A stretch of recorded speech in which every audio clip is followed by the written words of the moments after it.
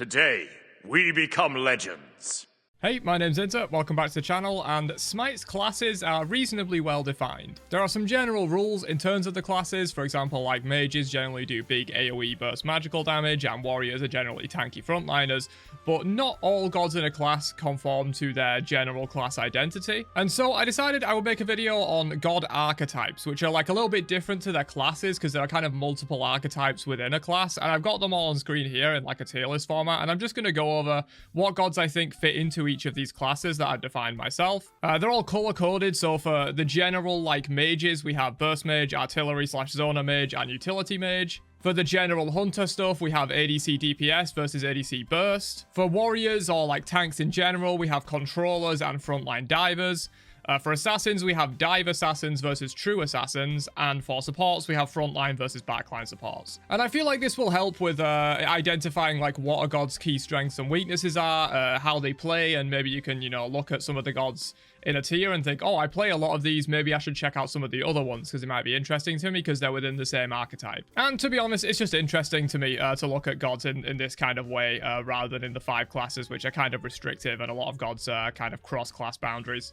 Hey, just a quick mention that there's an anniversary event going on at my Nexus right now where you can pick up gems and get a bundle of bonus stuff for free, like favor, boosters, and even a Season of Celebration chest. So if you were looking to cop some gems anytime soon, you can get some free bonus goodies if you pick them up at nexus.gg/intersect3 instead. Thanks, back to the video. And so yeah, let's just jump in with the burst mage archetype. And there we go. So these are all the gods that I think are just traditional burst mages in Smite. There are a lot of them. As I said, the mage class is the biggest class in the game, and a lot of them are just based on their general class design of big AoE burst magical damage, and that's what a lot of these gods do. You've got your obvious ones like Hebo and Scylla and Poseidon, but like, for example, Anubis I still class as a burst mage, Chang'e I still class as a burst mage, even though you could somewhat make an argument that she's a utility mage because she has built-in healing, but other than her heal, it's like she doesn't really have much utility other than that, and so I did decide to classify her as a burst mage. But yeah, you could make a small argument for Chang'e being a utility mage in my opinion. Same with a couple of these, like Nox you could maybe argue has potential as a utility mage given she sees playing support quite a lot, but I think overall she generally fits better in the burst mage category. She's just also viable as like a utility / supportive mage as well. But yeah, burst mage is pretty self-explanatory. It's what most mages are. I'm sure you guys all know about these ones. So let's move on to a little bit more of an interesting archetype, which is the artillery / zoner mage archetype. And there we go. So yeah, as you can see, much smaller category overall than burst mages. As I mentioned, most mages in the game are burst mages. But basically, if you're not familiar, an artillery mage is generally a mage that has very low cooldowns, very good range, and just sits at the back of the fight constantly throwing out damage downrange hoping it hits. That's basically what an artillery mage is. A zoner mage is similar but slightly different. They generally have large area of effect, long-lasting abilities, and they control where enemies can move in a fight, because if they move in a certain position, they'll take a lot of damage or get CC'd or something. And so yeah, we have Agni, who is probably one of the more loose ones, but I do still classify him as artillery in my opinion. He also has a little bit of zoning and that you can just throw bombs out everywhere and you're risking getting stunned if you move anywhere, but Agni's ultimate basically entirely makes him into a zoner mage. His base kit is a very standard burst mage, but in my opinion, his ultimate class is as artillery, given that you can fire it 3 times and he essentially has like 6 abilities to use on people. Merlin is one of the most obvious artillery mages in the game. He has 3 stances and it can instantly switch between 2 and just dump out like loads of abilities downrange. That he's basically the definition of an artillery mage. Persephone after the rework is arguably just a normal burst mage, but I thought I'd throw her in here anyway because she does still have some artillery elements, and prior to her rework she was very much an artillery mage, and this is basically entirely down to her plants. She just creates a lot of plants and sends them downrange. That's very artillery. Her ultimate is also very good for zoning as well. You can just fire that anywhere, even if it hits a wall. It's going to control a lot of people by doing that sort of, not root, but like, I don't even know what that CC is called, but where you get entangled to it. Thoth, similar to Merlin, basically the definition of an artillery mage. All of his abilities have probably some of the highest range in the entire game. He just puts up his glyph, starts throwing his 1-2 and ultimate downrange, and there's pretty much nothing you can do about it. Definition of an artillery mage. Zeus, more of a zoner. He tends to just throw out his shield and then just 1-3 and just blow people's health bar up if they step anywhere near the shield or him as he's throwing it out. Very much a zoner. His ultimate also helps with zoning. You know, oftentimes you're not necessarily going to get all the damage out from his ultimate, but you are going to force people to move out of a certain area, and he's very much a zoner mage for that reason. Kukulkan is similar. His tornado is obviously one of the best zoning abilities in the game. You just put it down somewhere in a jungle corridor, enemies literally can't move through that. They either have to jump over it or walk through and take a shitload of damage. His ultimate is also sort of artillery-like. It's not really artillery in the sense that you're constantly throwing things out downrange, but it is a massive range ability that if you get hit by it, you get blown the fuck up. And Apwash is also a zoner, in my opinion. Pretty obvious why Apwash is a zoner. I think, if anything, he is the definition of a zoner mage. Really low cooldowns that you can lower even more by eating the corpses.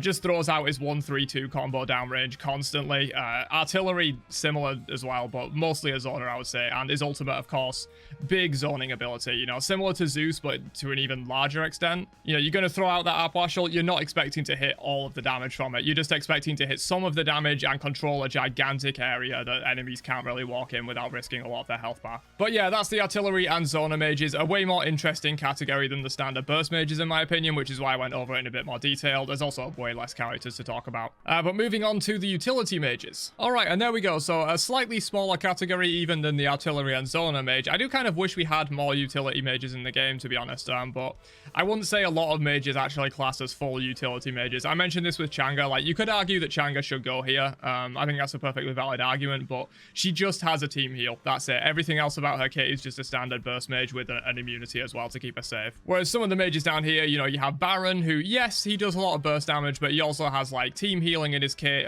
team-wide slow immunity, very strong CC, damage mitigation. He's got a lot of extra effects that give him added utility over standard burst mages.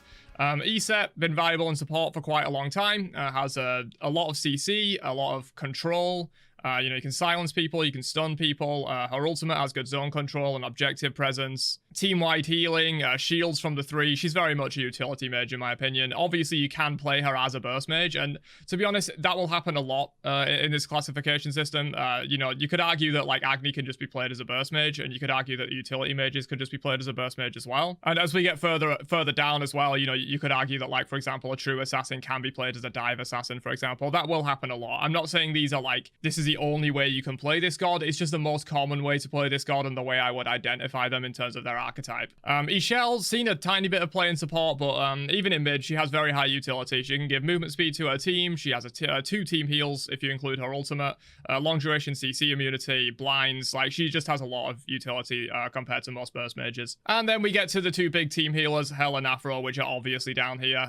You know, compared to Changa, these 2 have just way more in terms of utility and way less in terms of big burst damage. You know, Changa's like ult into 1, into 3, does a lot, whereas these characters don't have that quite as much. But, you know, of course, they do have other things. You know, Hel has a big AoE team heal similar to Changa, but she can also cleanse allies, reduce enemies' power and movement speed and stuff like that. Aphrodite, obviously, you know, kiss to an ally, you can heal both of them, you can ult for complete immunity and stuff like that. So yeah, definitely utility mages on these 2.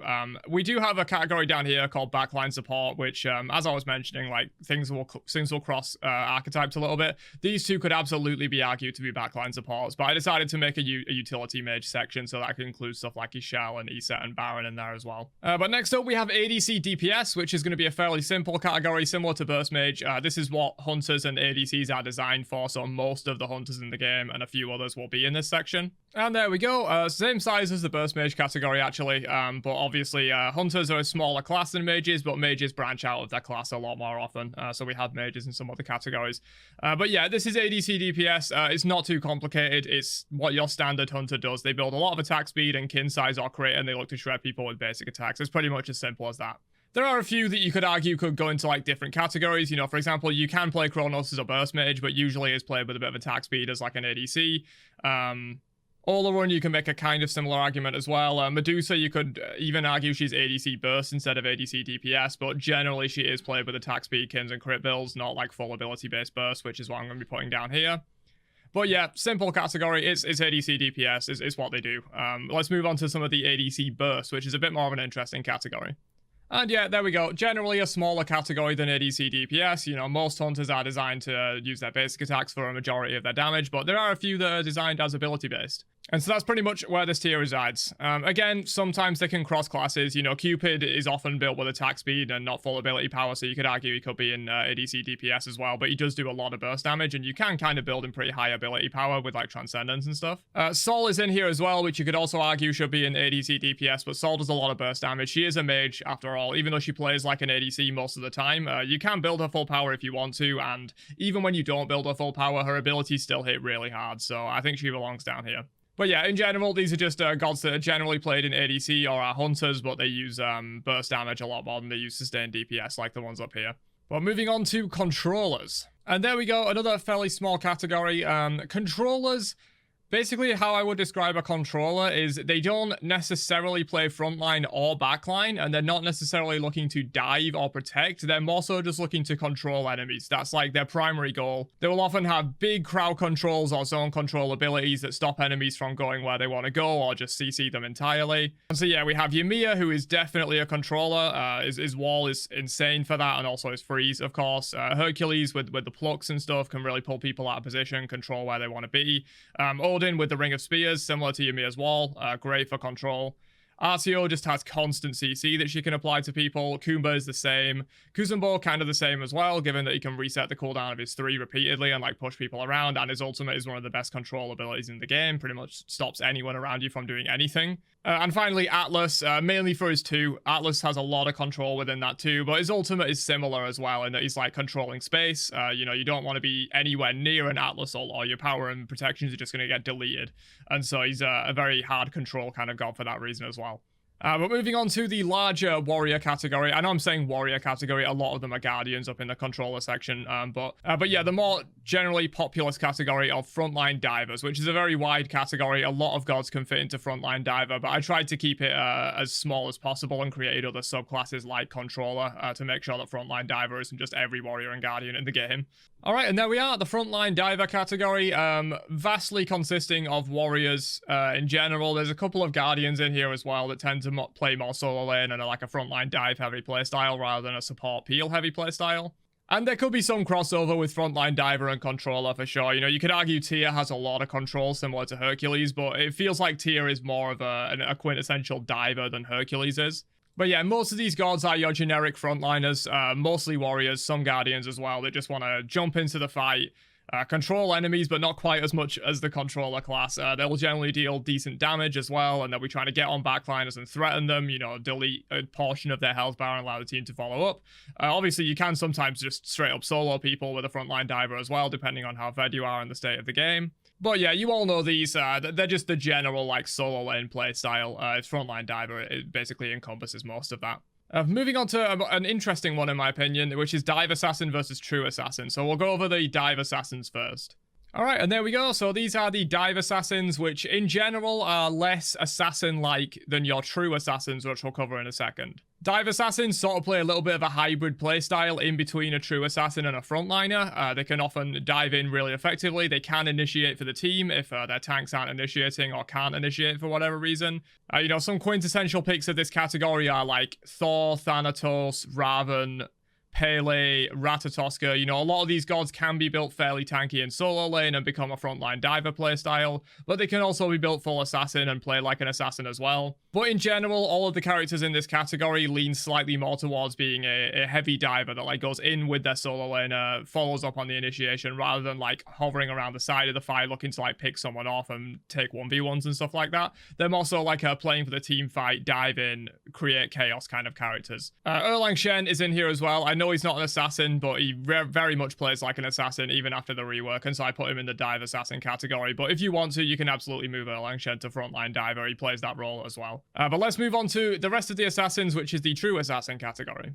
Alright, and there we go. So these true assassins are generally the embodiment of what you would think of as an assassin in terms of playstyle. They're looking to hover around the side of the fight. They're great at taking 1v1s. And they're more so looking to pick people off, you know, whether it be pick someone off who's out of position or wait for the team fight to start and then kind of slink in and pick off someone who's on low health or like was running away from your frontliners and like separate from their team or whatever. And yeah, we have a lot of characters down here that basically do that. You know, Kali, Aokwang, Arachne, these are all characters that excel massively in 1v1s. If they can get onto like a backline mage or a hunter, they will often win that 1v1.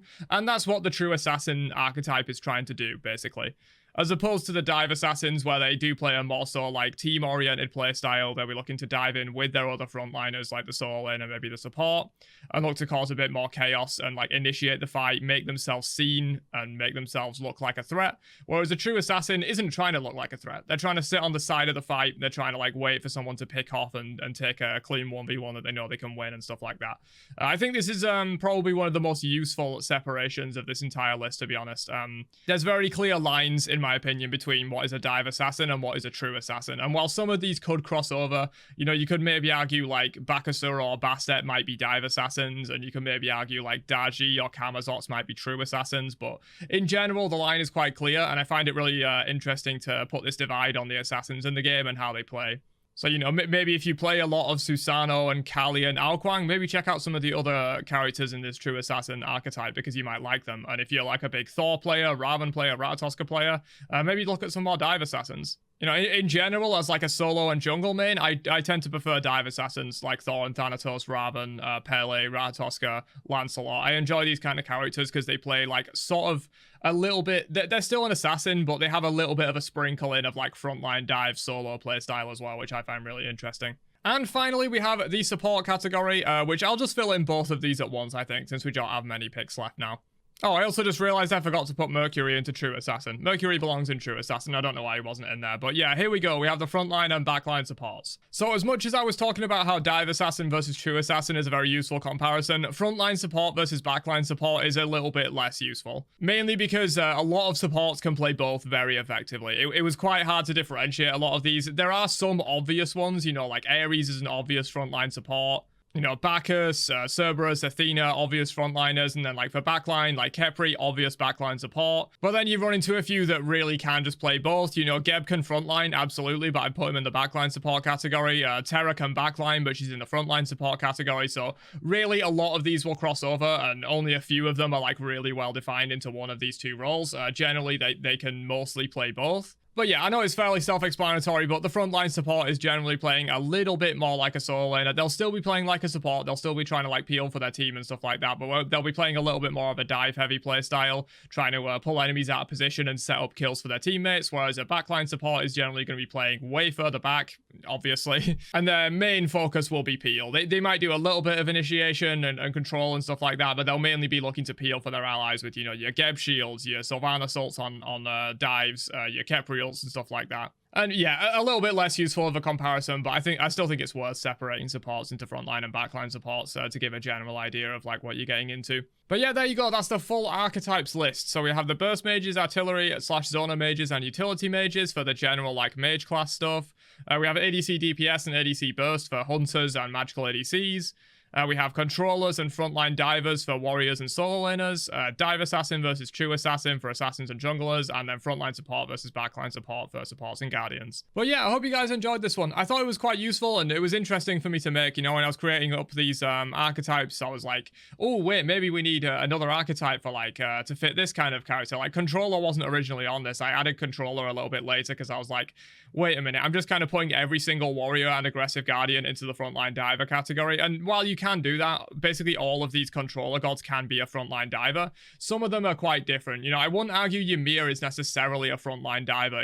I think controller is a much better way to describe him. But yeah, let me know your thoughts in the comments down below. Would you add any other sub archetypes that you think would be useful to divide up maybe some of these larger classes? Like, is there any way you could divide up ADC DPS into something more interesting, or divide up the frontline divers into like more aggressive or defensive or whatever, or maybe divide up the burst mages? Let me know down below, and I will catch you guys in another one later on. Have a great day, and peace out, you nerds.